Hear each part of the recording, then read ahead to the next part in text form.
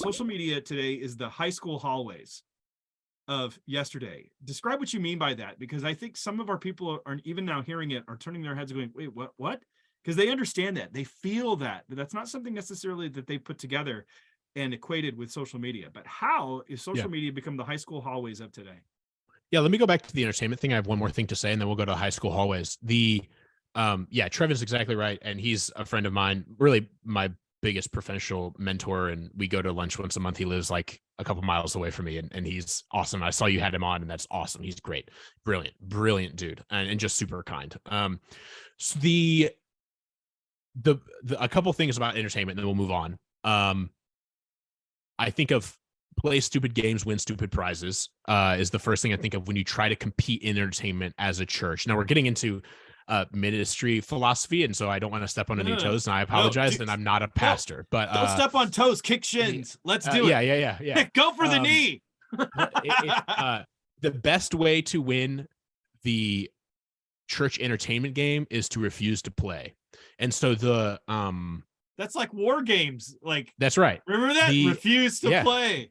Yeah. Tic-tac-toe. Classic. That's not a game you want to win, because when you win, you lose. Yes, exactly. In the long run. That's right. And so I think of Moneyball. If anyone listening has ever seen Moneyball, have you ever seen Moneyball? I've never seen Moneyball. I'm not a baseball guy, but that's okay. But you'll like. It's a good movie even if you don't care about baseball, because at the core of it, and it's a great book even if you don't like baseball. It's just anyway, at the core of it is the Oakland Athletics could never beat the New York Yankees if they tried to build a team like the New York Yankees by paying players tens of millions of dollars, because they didn't have the money. So they had to figure out a different way to win the game. And that's why they pursued players who nobody knew, that weren't going to draw eyeballs, but they knew how to get on base. And they started playing a different game. We have to do this as Christian publishers a good bit to give some insider baseball on this. Like, at Moody Publishers, we don't have the money of like a Thomas Nelson or these other massive publishers that have like New York publishing house money behind them. So like, we're not going to be able to attract authors that are going to be able to sell 1 million books the first month their book comes out, because we don't have the money to pay them up front, or we're not going to play that game. So we have to figure out a different game to play, if you will. It goes back to the same principle applies to churches, I think. Like, you don't want to try to play the super hype worship experience game, because it's not worth winning. And even if you could maybe win it, it's not the message you want to communicate. So I could keep going there, but that's not the point of my book, my writing, and that's not my expertise. To the point of high school hallways. This really comes from Derek Thompson in his book Hitmakers, which is a tremendous book from a number of years ago. I want to say like 2017, about really why things are popular. Everything from why certain music is popular to why things go viral on the internet. And he talks about how back when we were in high school, even though social media was kind of becoming a thing when I was in high school, we didn't have it in our pockets really until that iPhone came out when I was a junior, but most of my friends didn't even have one of those. The high school hallway was like the performance runway of, it's like the model runway of social performance, where in class, theoretically, you're paying attention in class or doing work. There's socialization, to be sure, but it's really when you went from class to class, or even when you were in the lunchroom, where you were performing socially, or when you go to a football game on a Friday night or other extracurricular function. That's when you're performing socially. That's when you're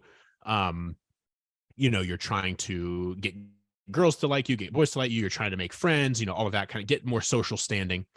But when you went home, certainly for you, when given your age and when you would have been in high school, but also for me, even though I did have the internet and social media at home, when you're at home, you got to kind of let your hair down socially. Like, the social pressures that were present in the high school hallway kind of stayed at school, or at least, you would have to go back and re-engage them at that football game when you went to it, or whatever. But you got to kind of be yourself at home. There was no pressure to perform socially once you enter the door of your house, until the next time you went to another school function. Today, teens in particular, are carrying the high school hallway around in their pocket 24/7, and they're being beckoned to perform at all times. This is why I think, as Jonathan Haidt has so masterfully demonstrated over the course of the last few years, that anxiety is skyrocketing among teenagers, but especially among teenage girls, is is not because of body image or whatever. I mean, those are all kind of can be factors, but it's this idea that we're carrying the high school hallways around in our pockets at all times. And to use an idea from a different book, there's no backstage where we can just retreat and kind of let our hair down and be ourselves. We must always be out on stage under the hot lights performing for people, or we feel that way.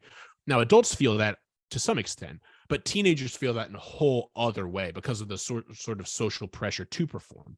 And so I think if we want to look at, if you're in youth ministry, this is something you definitely need to be attuned to. But I think like I said, I think it pertains to adults as well. And I think we make a mistake if we relegate this matter to the youth room entirely. And so I think we should be aware of social media is like the high school hallway. We carry it around in our pockets at all times, and we feel this sort of pressure to perform. Even if we wouldn't acknowledge it, I think a lot of times we do feel it.